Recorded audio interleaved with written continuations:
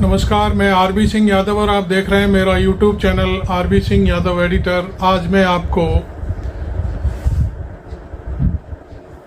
राहुल गांधी के बयान पर जो बजरंग दल ने किया है उसकी कहानी और राहुल गांधी के संसद में दिए गए हिंदू होने के बयान पर मुक्तेश्वरानंद शंकराचार्य जी और हिंदू महासभा के राष्ट्रीय महासचिव देवेंद्र पांडे जी की बातचीत सुनवाऊंगा। और उससे पहले मैं ये चर्चा करूंगा कि भारतीय जनता पार्टी और नरेंद्र मोदी ने जो राहुल गांधी के खिलाफ नैरेटिव रच दिया है, उनके भाषण के अंश लोकसभा से जो उन्होंने दिया था भाषण, उसको हटवा दिया है और उसके बाद राहुल गांधी को हिंदू विरोधी ठहराने की जो चालें शुरू की गई हैं उसका पर्दाफाश करूंगा। तो सबसे पहले मैं लोकसभा स्पीकर के बारे में बोलूंगा कि लोकसभा स्पीकर ने जो आपत्तियां इधर से उधर से आई थी, उन्होंने बहुमत के बल पर उन आपत्तियों को मान लिया, जिसमें ये कहा गया कि राहुल गांधी ने पूरे हिंदू समाज को गाली दी थी या जो कुछ भी कहा था। लेकिन राहुल गांधी ने ऐसा नहीं कहा। राहुल गांधी ने किसी को कोई गाली नहीं दी, ना ही किसी पर कोई आरोप लगाया।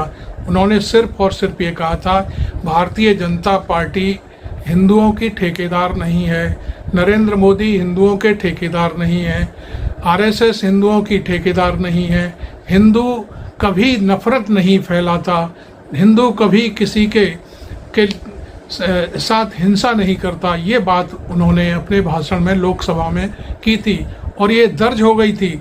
सारा रिकॉर्ड मैं समझता हूँ कांग्रेस के पास है और पब्लिक डोमेन में भी आ चुका है। चूँकि बाद में ये उनका बयान ओम बिरला ने एक साजिश के तहत वहाँ से हटवा दिया और ये कोशिश की है कि हिंदू समाज को गाली दी है, हिंदू समुदाय को गाली दी है। राहुल गांधी ने कभी किसी को कोई गाली नहीं दी। ये चूँकि मैंने राहुल गांधी का पूरा भाषण सुना, मैंने बाद में कल नरेंद्र मोदी का भी पूरा भाषण सुना। नरेंद्र मोदी के पास बोलने के लिए कोई शब्द ही नहीं है, मैं आपको बता दूं। वो इधर उधर की बातें करते रहे, ऐसी ऐसी कहानियां सुना रहे थे जो एक नरेंद्र मोदी जो प्रधानमंत्री के पद पर बैठे हुए हैं, उनके मुंह से ऐसी बातें शोभा नहीं देती। शोले की जो मौसी है उसको ले आए, खुद को अमिताभ बच्चन बनाने लगे, धर्मेंद्र को उन्होंने जाने क्या कांग्रेस बना दिया। इस तरह से ये छोटी छोटी बातें करके किसी भी पार्टी को डिमोरलाइज करने की जो नाकाम कोशिश की गई वो सारे देश के सामने आ गई है। अब मैं आपको बताता हूँ कि जो मुक्तेश्वरानंद जो शंकराचार्य हैं, उन्होंने क्या कहा है वो मैं आपको अभी सुनवाता हूँ और फिर उसके बाद देवेंद्र पांडे जो हिंदू महासभा के राष्ट्रीय महासचिव हैं, उनकी भी वाणी से मैं आपको सुनवाऊंगा कि वो राहुल गांधी और नरेंद्र मोदी के बारे में क्या क्या कहते हैं। हिंदू में दो अक्षर हैं, देखो, पहला है हिम और दूसरा है दू। इसकी व्याख्या ये है निरुक्ति कि हिम माने हिंसा और दू माने दूर रहने वाला, जो हिंसा से दूर रहे। शास्त्र में भी बताया है, हिंसया दूयते चित्तम, जिसका चित्त हिंसा से दुखी हो जाता है, किसी को मार पीटाई देख करके जो बड़ा दुखी हो जाता है, दया जिसके मन में उत्पन्न हो जाती है, वो हिंदू। तो हिंसा से जो दूर रहे, हिंसा से जिसका चित्त दुखी हो जाए, उसी का नाम तो हिंदू है। वो हिंसक कैसे हो सकता है? इसलिए हिंदू को हिंसक कहना उचित नहीं। देखिए, राहुल गांधी की निंदा करो चाहे किसी की करो। आपने जगत गुरु शंकराचार्य अभिमुक्तेश्वरानंद का एक छोटा सा क्लिपिंग सुना जो पत्रकारों से बात कर रहे थे। अब मैं आपके सामने हिंदू महासभा के जो राष्ट्रीय महासचिव हैं देवेंद्र कुमार पांडे, उनकी जो टीका टिप्पणियां हैं नरेंद्र मोदी के ऊपर हिंदू समाज को लेकर के, उसको भी मैं आपके सामने पेश कर रहा हूं। सुनिए आप अब देवेंद्र पांडे जी को। हमारे ग्रंथों में कहा गया है, अहिंसा परमो धर्म, धर्म हिंसा तथैव च। अहिंसा हमारा परम धर्म है, लेकिन धर्म की रक्षा के लिए अगर राष्ट्रीय महासचिव हिंदू महासभा, तो जहां हिंसा और अहिंसा के ऊपर आज बात हो रही है पूरे राष्ट्र में, तो जो लोग सड़कों पर उतरकर तोड़फोड़ करने की नियत का प्रदर्शन कर रहे हैं, वो लोग कौन सी अहिंसा का प्रदर्शन कर रहे हैं? ये कांग्रेस दफ्तर में घुस करके प्रदर्शन कर रहे हैं बजरंग दल के लोग। ये क्लिपिंग भी हम आपको साथ साथ दिखा रहे हैं। प्रयास किया कि हिंसा और अहिंसा में के बयानों में कितना फर्क है, हिंसा को अहिंसा और अहिंसा को हिंसा साबित करने में लगे हैं। तो ये राष्ट्र जानता है और मोदी जी को तो थोड़ी सी शर्म अगर बाकी है तो कर लेनी चाहिए। चौथा पन है, इस पन में सनातन के लोग वैराग्य में चले जाते हैं, ईश्वर में रम जाते हैं, उनकी आराधना करते हैं, किए गए सारे पापों का प्रायश्चित करते हैं। तो मोदी जी अभी भी पाप पे पाप करते जा रहे हैं, प्रायश्चित की बात नहीं कर रहे। मोदी जी वहां बैठे हुए थे, राहुल गांधी ने जो वक्तव्य दिया उस भवन में बाहर लिखा हुआ है अयम निजा परो बेटी गणना लघुचेत साहब उदार चर्चा नाम वसुधैव कुटुंबकम। तो जहां वसुधैव को कुटुंब मानकर चर्चा की जाती हो, वहां पर इतनी संकुचित मानसिकता का प्रदर्शन। मैंने भी राहुल गांधी का बयान सुना है और उस बयान को सुनकर मुझे पहली बार अच्छा लगा कि किसी भी विपक्ष ने निश्चलता के साथ बिना राजनीति से प्रेरित हुए एक अच्छा बयान दिया। उन्होंने वही तो कहा जो हम कहते हैं कि हिंदुत्व का मतलब आरएसएस नहीं है, हिंदुत्व का मतलब बीजेपी और विश्व हिंदू परिषद नहीं है, ये तो हिंदुत्व के नाम पर ठगी करने वाले लोग हैं। तो ये बात जब पूरी तरीके से चर्चित हो गई और वही भाषा वही परिभाषा हिंदुत्व की चारों तरफ मुखर हो गई, तो ये लोग अब कुछ भी कर सकते हैं। ये एक नई हिंसा करवा सकते हैं, देश में दंगे करवा सकते हैं, क्योंकि इनका जो इतिहास रहा है वो दंगों का ही इतिहास रहा है, सबको मालूम है, किसी से छुपी नहीं है। पुलवामा की घटना, किसी से बाबरी विध्वंस में गोली चलाना छुपा नहीं है, सब लोग जानते हैं। तो इस तरीके की जो इनकी स्थितियां रही है हमेशा रही है, गोधरा से लेकर यहाँ तक की। तो अभी अगर इस बयान के बाद राष्ट्र में दंगे हो जाते हैं तो कोई बड़ी बात नहीं है।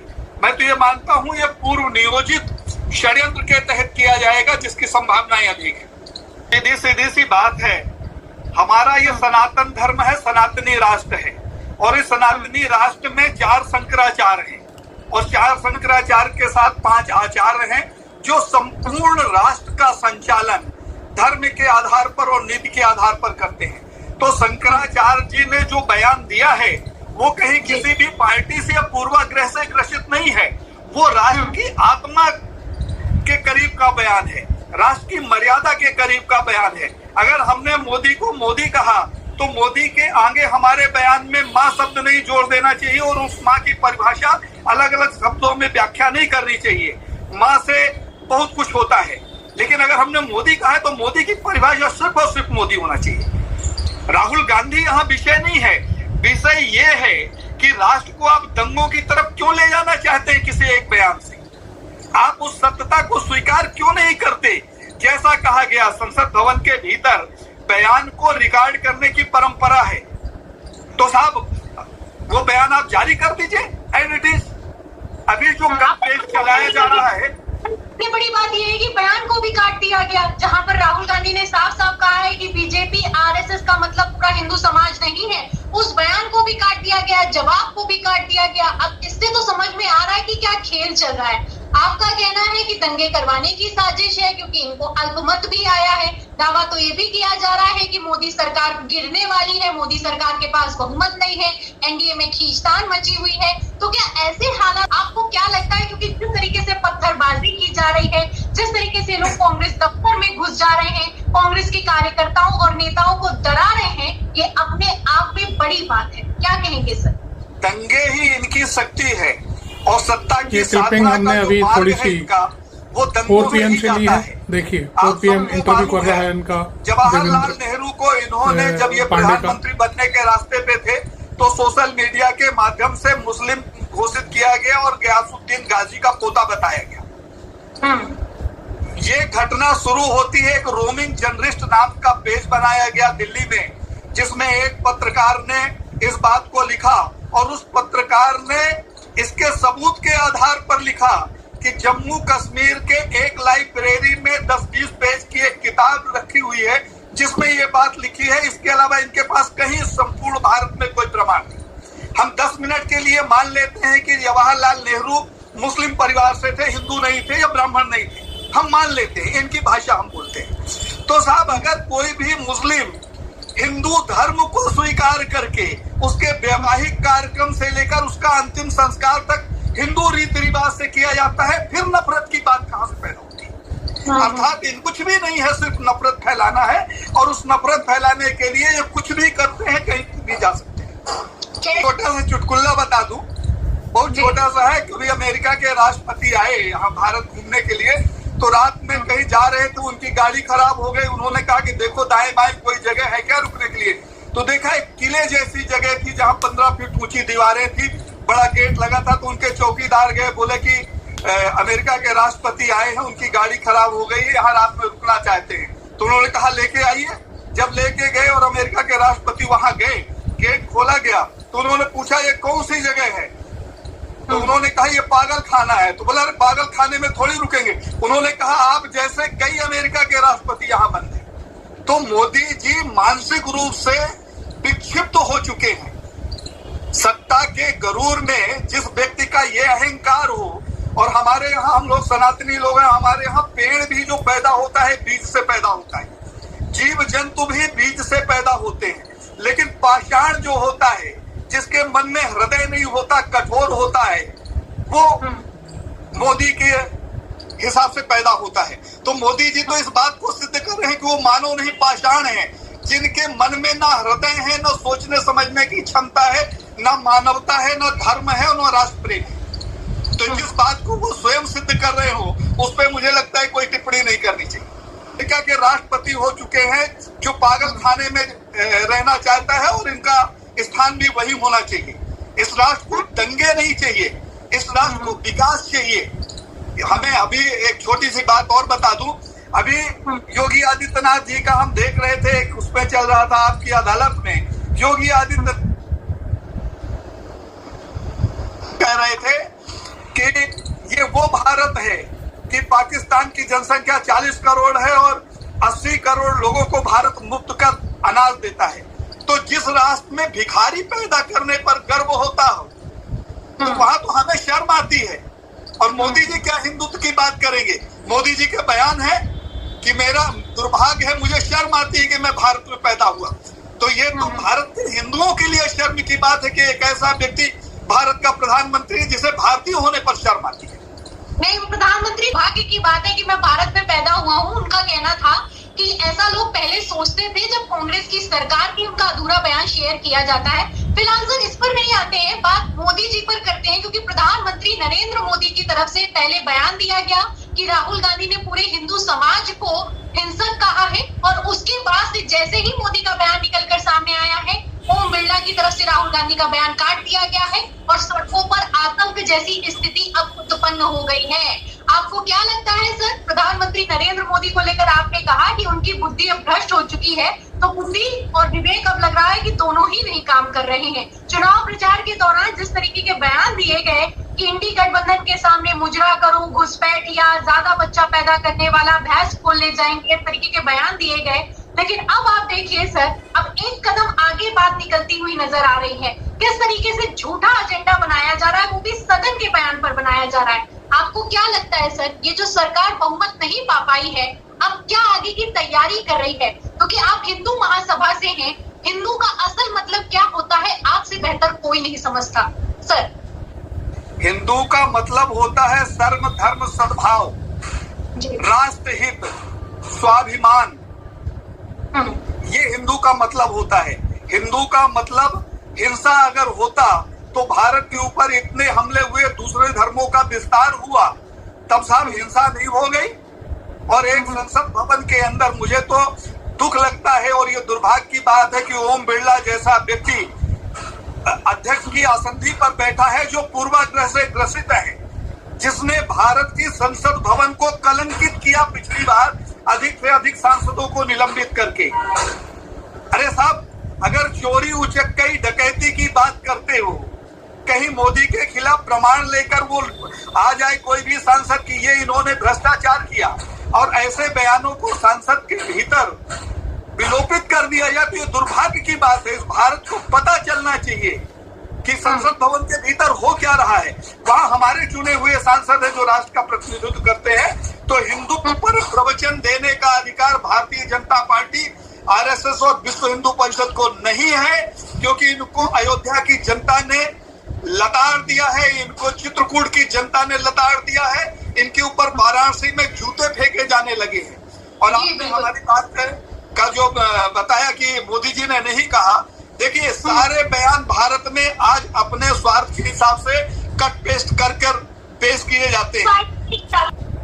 तो आप सुन रहे थे देवेंद्र पांडे, जो राष्ट्रीय महासचिव हैं हिंदू महासभा के। उन्होंने बहुत ही जबरदस्त तरीके से नरेंद्र मोदी के जो एजेंडा सेट किया है राहुल गांधी को हिंदू विरोधी ठहराने का, उस पर बात कर रहे थे। और वो खुलेआम उनके बारे में जो कुछ भी बातें थी वो की उन्होंने। अभी मैं आपको बता दूं कि हमको ये सूचना मिल रही है कि बजरंग दल के कुछ गुंडे बदमाश लोग भारतीय राष्ट्रीय कांग्रेस के दफ्तर में घुस गए और वहाँ तोड़फोड़ की है उन्होंने। पुलिस ने हालांकि उन्हें रोका है, बहुत सारी चीज़ें हैं, वो वीडियो भी हो सका तो हम आपको बीच बीच में हम दिखाते जा रहे हैं, वो देखा आपने। एक बार फिर मैं जो देवेंद्र पांडे हैं उनकी तरफ मुखातिब करता हूं। भारत का अस्तित्व है। अरे मोदी के पिताजी जिससे मोदी जी पैदा हुए, तो उस भारत में पैदा हुए जिस भारत के अस्तित्व में आज मोदी जी हैं। तो ये भारत को बार बार कलंकित करना कि ये चूहों, ये उससे सांप से खेलने वालों का देश था, तो मोदी जी तो भारत को हमेशा हर मौके पर भारत की जनता को और भारत के लोगों को और भारत को कलंकित करने का प्रयास करते हैं। अब तो मुझे इस बात को कहने में बिल्कुल संकोच नहीं होता कि सबसे पहले इनका डीएनए चेक होना चाहिए। जो हिंदुत्व की बात करते हैं, सबसे पहले इनका डीएनए चेक होना चाहिए और उस डीएनए की रिपोर्ट सार्वजनिक होना चाहिए कि उनके डीएनए क्या है। तो समृद्धि की तरफ ले जाओ, कभी तो सक्षमता की तरफ ले जाना चाहिए।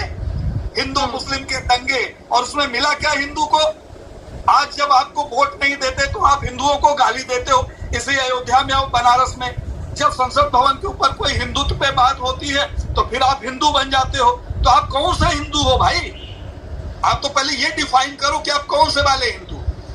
संकरी होते हैं, जैसे घोड़े और गधे का मिक्सचर जो खच्चर होता है, जिसे ना घोड़े में गिना जाता ना गधे में गिना जाता, तो वो प्रजा पहाड़ियों में बड़ा काम करती है। वजन ढोने के लिए, सवारी ले जाने के लिए केदारनाथ में खच्चर ही चलते हैं। तो साहब इनको तो ये क्लियर करना पड़ेगा कि किस प्रजाति के हैं। सर ऐसा जब पाप का घड़ा भरता है तो वो छलकता है, जब छलकता है तो वो पाप किस दिशा में गिरेगा और किस रूप में गिरेगा ये कह नहीं सकते। आज मोदी जी के पाप का घड़ा भर गया है। हरेन पांड्या इनके मंत्रिमंडल का मंत्री था, वो भी हिंदू था, उसकी हत्या हुई, मोदी जी जवाब नहीं दे पाए। कमलेश तिवारी जो हिंदू महासभा का कार्यकारी अध्यक्ष था, जिसको राम जन्मभूमि का पैरोकार बनाया गया था, राम जन्मभूमि के सुप्रीम कोर्ट के फैसले के 20 दिन पहले उनकी हत्या हो जाती है। हत्यारा मोदी जी के प्रदेश से आके और योगी जी के प्रदेश में हत्या कर देता है, वो भी हिंदू था। अभी धार भोजशाला में माँ बाग देवी का प्राकट हुआ, उसमें भी हमें बना दिया गया आरोपी। तो हम भी तो हिंदू हैं जी। ये जो घटना हुई जिसमें 100 से ज्यादा लोग मरे, इस घटना को भारत की मीडिया ने अगर प्रखरता से उठाया तो निश्चित तौर पर इसमें जल्दी ही भारतीय जनता पार्टी के लोग असामाजिक तत्वों द्वारा वहां बमबारी करने की या हमला करने की घटना निरूपित कर देंगे कि यहाँ कुछ लोगों ने आकर और ऐसे हिंदुओं को मारने का प्रयास किया, इसलिए ऐसी घटना घटित हुई। जब मन दूषित हो जाता है, कलंकित हो जाता है, मन में पाप पनपते हैं, तो उस मन में सिर्फ पाप और षड्यंत्र ही पनपता है। इनका जो कार्यकाल था, वो जो कार्यकाल लोगों ने देखा, जो अपेक्षाएं थी, हम लोगों ने अपने कंधे पे बैठाकर इनको सत्ता तक पहुंचाया है। सत्ता कहीं इनको ऊपर से इंद्रदेव ने नहीं दे दिया था। ये अपने आप को बायोलॉजिकल कहते हैं, लेकिन सत्ता तो भारत की जनता ने दी, और भारत की उस जनता ने दिया जिसे आप हिंदू कहते हैं। बहुसंख्यक लोग वही थे जिन्होंने इनको कंधे पे बैठाया, और आज उसी हिंदू के नाम पर संसद भवन के भीतर, संसद भवन के बाहर, अयोध्या में, चित्रकूट में, काशी में, हर जगह जब अपमान करना होता है तो अपमान करते हो, और जब दंगे फैलाना होता है फिर हिंदू हिंदू करने लगते हो। तो इन लोगों की पोल खुल चुकी है प्रियंका जी, और मुझे लगता है भारत की जनता को निश्चल मन से इस बात का आंकलन करना चाहिए कि इनकी कथनी और करनी में कितना फर्क है। किसी भी तोड़े मरोड़े बयान के आधार पर दंगे की तरफ इस राष्ट्र को नहीं बढ़ना चाहिए। राष्ट्र का निर्माण बड़ी मुश्किल से होता है, राष्ट्र बलिदान मांगता है। इस राष्ट्र को बनाने के लिए हजारों लोगों ने अपनी कुर्बानियां दी है और ये मिनटों में दंगे फैलाकर हजारों करोड़ रुपए की संपत्ति को नष्ट और भ्रष्ट कर देते हैं सत्ता में बने रहने के लिए।